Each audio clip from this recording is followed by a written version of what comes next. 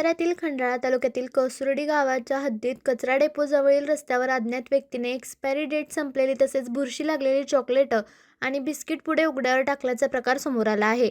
आज या ठिकाणी गावातील काही लहान मुले हे खाद्यपदार्थ गोळा करून घरी घेऊन जाताना दिसून आले आहेत।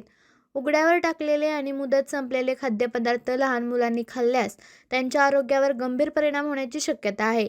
त्यामुळे संबंधितांनी तातडीने हे खाद्यपदार्थ हटवावेत तसेच अशा प्रकारे मुदतबाह्य खाद्यपदार्थ उघड्यावर टाकणाऱ्यावर कारवाई करावी अशी मागणी ग्रामस्थांकडून होत आहे।